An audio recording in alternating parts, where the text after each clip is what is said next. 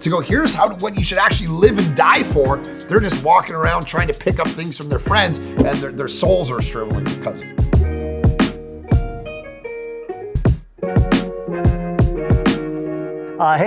We are really glad you're here. And first of all, you need to know this. I'm Ray Johnston. This is... I'm Mark Clark. And? I'm Kevin Thompson. And we're from different countries, different states of mind probably.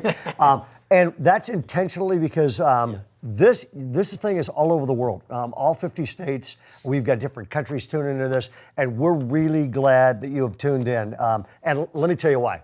A few years ago, Sacramento went into upheaval. The entire community was shocked. It was outraged. Front page of the newspaper, headlines of the Sacramento Bee, and it said this: nuclear waste coming through Sacramento.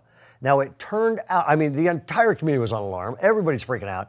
And it turned out what was happening is this nuclear waste was being trucked through Sacramento on the 5 freeway, up through the 80 freeway, and the nuclear waste was on its way to Nevada, where evidently nuclear waste belongs. But the entire community was afraid. They were afraid for their health. They were afraid for their future. They were afraid for their kids because of this nuclear waste. Well, it went through. Nobody was affected.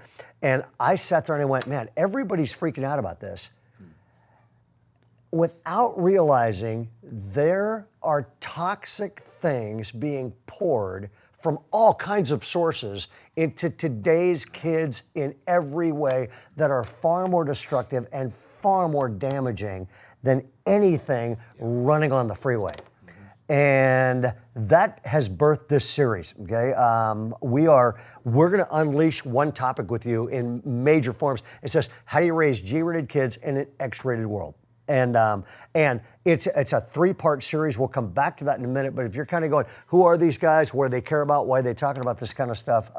Let me just do some introductions. I'm Ray Johnston. For years, I launched Bayside. We have a whole bunch of other senior pastors at Bayside now.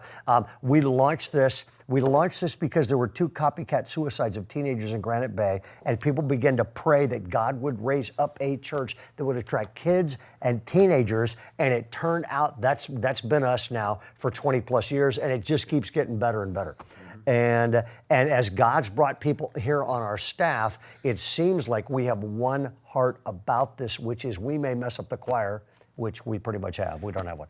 However, we will not drop the ball with kids and teenagers, and we will equip parents and all of that stuff. So we're going to be spending some time together. We have 14 videos to unleash. All of them are short. There's follow-up material and all this kind of stuff. But I'm Ray Johnston. I'm very excited about this. And this is Mark Clark. Mark Clark, yeah. So I'm one of the pastors here at Bayside, and just have a passion. Get raised in a Christian home, and kind of went through a whole bunch of stuff, watching my family as skeptics, and getting raised as a teenager in a situation with, I wasn't a good kid, and then I met Jesus, and I watched how the gospel and a biblical worldview can change the direction of a kid's life. Like literally, I should have ended up in a vastly different place than being a pastor in my life. So I have a passion to kind of go after the mind and the thought life of students and kids, and to say this is going to actually change the definition of your life, where you end up in your life, your ideas, your philosophies, your theology, your psychology, the way you view the world, the way you view yourself, all of that. So that's passion. I've written a couple books to that end, but just have a passion to see some of this stuff. Before we go blind, I'm going to make these guys talk about this stuff because these are worth grabbing a hold of.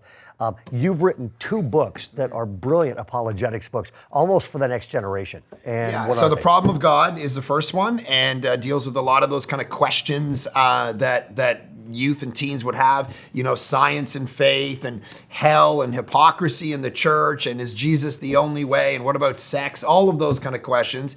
And then the second book's The Problem of Jesus, which deals with Jesus as a historical figure, how the Gospels works, the miracles, his teachings, all of that discipleship. So those are books that I've written to really kind of impact any age group, but they have specific applications to youth and teens as well. So that's right. And then you also launched a church in Canada. Yeah, Vancouver, Canada, 2010. It blew up, and a lot of young people, and because I find that if we keep the bar super low, and we're like, hey, just say this prayer and then move on with your life, there's a compartmentalization that happens where, okay, I went to summer camp, I said a prayer, but it doesn't affect their sex life, it doesn't affect their friendship groups, it doesn't affect anything. We know that one of the massive implications for a kid, the biggest influence on a kid, second to their parents and maybe their grandparents, is their peers. And it's like, I watch these people coming to go, oh my goodness, I give my life to Jesus. They get their life changed. They start bringing their peers, and Village became this place where a lot of these young people, we put the bar super high. Like, hey, I want to give you not something to just believe in on the weekend. I want to give you something to die for. I want to give you a vision. And I find that a lot of youth and teens, the reason they're shriveling, the reason they're going after a bunch of the stuff that we're going to be talking about is because they have no vision. No one's ever given them a vision for their life to go, here's what you should actually live and die for. They're just walking around trying to pick up things from their friends, and their souls are shriveling because of it. So we want to try to give you that vision. So as you can tell, we're going to be pretty passionate about that. And Mark came here, and then Rookie of the Year. This is Kevin Thompson. And Kevin, where'd you come? As Mark says, where's he from? I think he's from Alabama or something. That's not true. One of those places I can't understand Auburn, what they're saying. That's not accurate in any way. Okay, yeah. I'm Kevin Thompson. I am from Arkansas. Originally came to California a year ago. So my passion is about marriage, and primarily the idea of changing the odds of marriage. So the average couple believes that their chance of marital success is 50-50.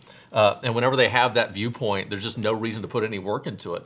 But there are some basic things that if you improve them can up the odds to 90-10. And so whenever I talk about marriage, I think about it as friends, partners, and lovers. And one of the key elements of partnership is that of parenting. And so it only makes sense if we're trying to strengthen marriages that to do so we want to strengthen parents. And so I wrote the book Fearless Families. I grew up in a different way than these two guys. I grew up in a Christian home, and all the strengths of what it meant to go to church, and yet the struggles of what it means still even if you're in church. And so this book was just a reflection of my own life, my own sense of anxiety, what I could see in my family as well, and how God has a different way for us as parents.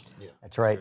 And you're going to hear more about this in a minute as we dive into the storms. And then I grew up in a home that was shattered.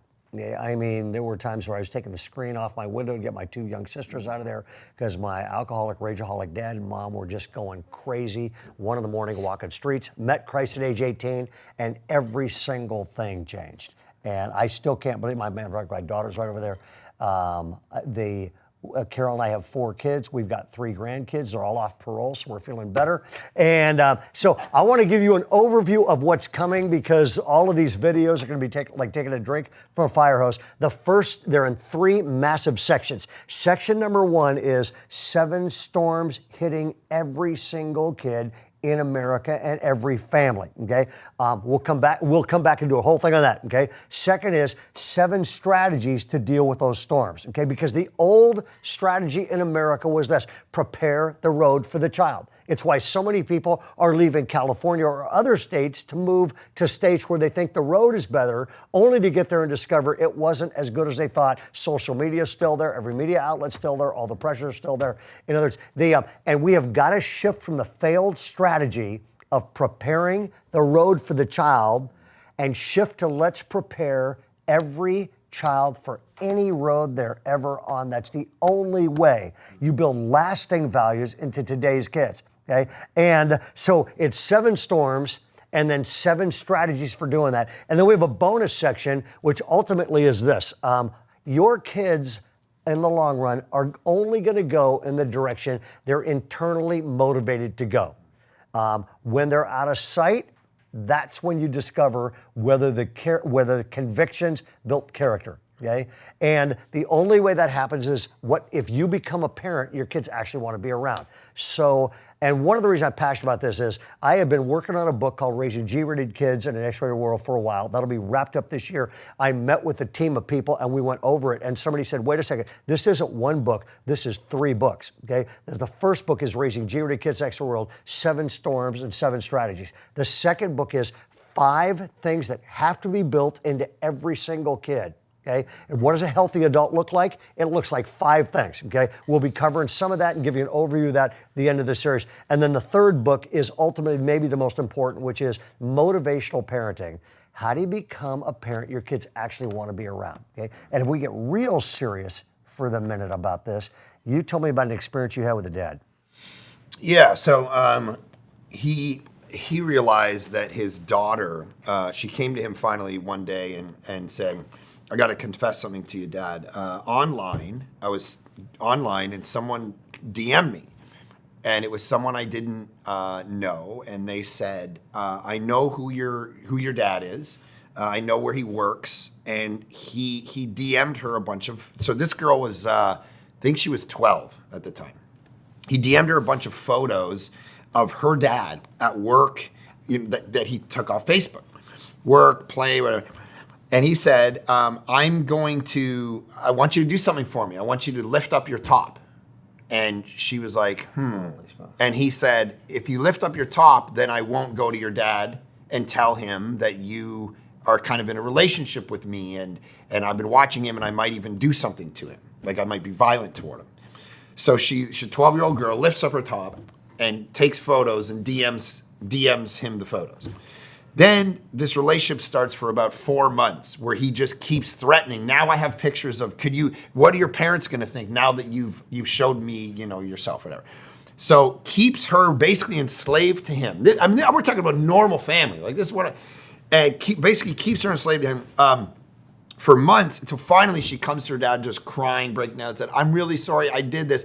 And she was just living in this fog. And then of course it was like, oh my goodness, the kid was on Instagram. Like, I thought Instagram was fine. I thought the kid's just playing Minecraft. Like, this stuff seeps its way into the life of our kids, and we don't know what we don't know. And that's the part that was scary for him. And he had to get involved and go, oh my goodness, I got to set up boundaries. I got to set up guardrails. I got to start this relationship with my kid. And that's how it happens now. Like the world you grew up in, the world I grew up in wasn't like that, where people were using this stuff to take kids, get their brains and isolate them from their parents.